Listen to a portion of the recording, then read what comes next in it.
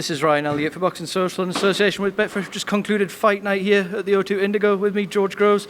George, brilliant fight between Linus Udofia and Denzel Bentley. Right winner? Yeah, well, I mean, you can't, it's not a stream up for whoever won. I had Udofia edge it, to be honest, the way I was scoring it. But, you know, some rounds were close. It's whatever, you know, what the judges like. Bentley was marching forward a lot of the time, but I felt like Udofia's feet were better a lot of the time. The jab was working well, and you know he was catching Bentley at the end of the shot. But when Bentley did put on, sort of try and go through the gears and apply some real pressure and power, them rounds were a lot clearer than the rounds that maybe Udofia had won. So it's what you like, what you fancy. He finished the fight stronger as well, which you know in a lot of judges' minds is important. So full credit to him. Great fight, you know, a fight that looked like it was going to be good on paper, and it lived up to it. You mentioned Bentley finished the stronger. He's had those fights with Mark Heffron and Felix Cash, had the more domestic experience coming into this. Was that just the tiny telling detail here? Possibly, yeah. I mean, you never know for real, but on paper, that's what kind of makes sense, you know.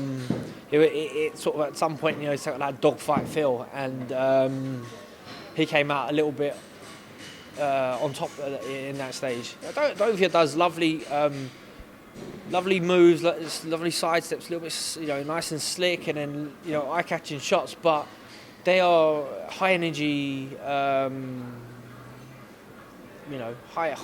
energy moves, high energy punches. And in a 12-round sapping title fight, they're not always the best thing to be doing because you know unless you take an angle and land a 10 out of 10 right hand, it don't pay its dividend, you know. Whereas you take an angle, you scuff a right hand, the guy clubs you with one back, he's wasted no energy, and you've invested a lot of energy in that movement. So there's some stuff that he will learn from, but he seems a switched on chap, you know, and seems like they've got nice, good teams around them, and you know they're dedicated to their craft. I'm sure both will come back stronger after a night like tonight for them.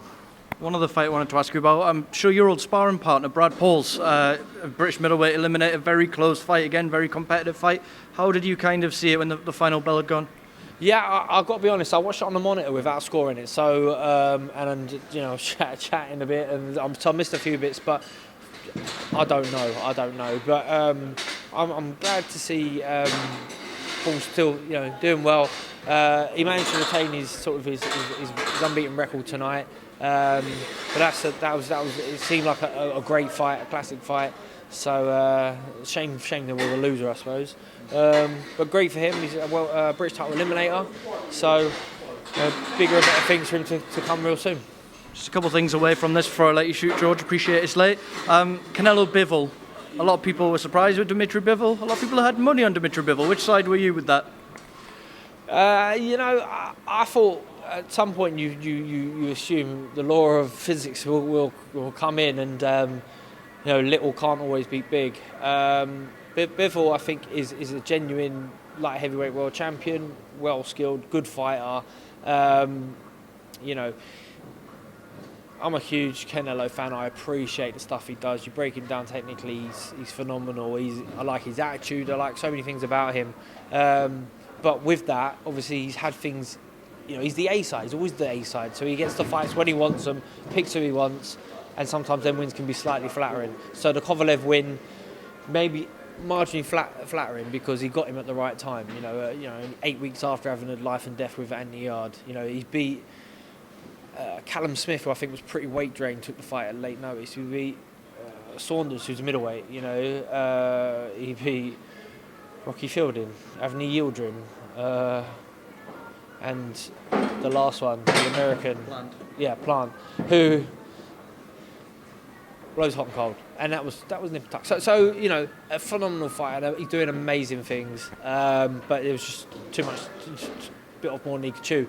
Bivol, brilliant, came out, used his size, stuck to his game plan, didn't overcommit, didn't make any mistakes, took the shots, ate them from Canelo, the right hook, the right uppercut. They just bounced off him. That's what happens when the big strong guys. He's probably been sparring cruiserweights his whole life.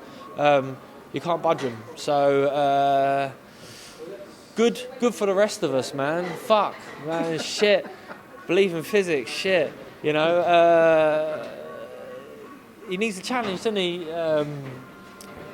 Canelo. Maybe he just comes back down to middle and fights with one arm, or ties his feet together. I don't know, or blindfold something. You've got to handicap him somehow in that division.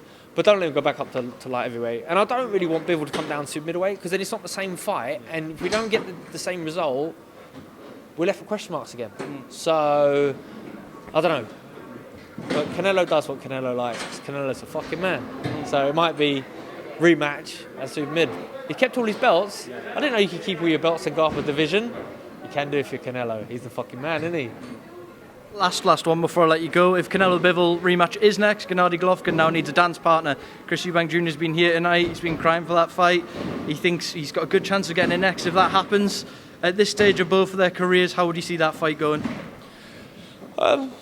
It's tough, you know. I don't think...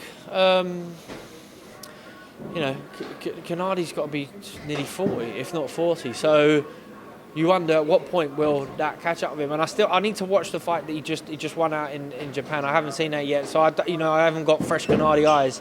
I think he's one of the best middleweights there's ever been. You know, maybe not the best when you think about, you know, the Lenners and the Haglers and stuff like that. But modern era, you know, since Hopkins and that.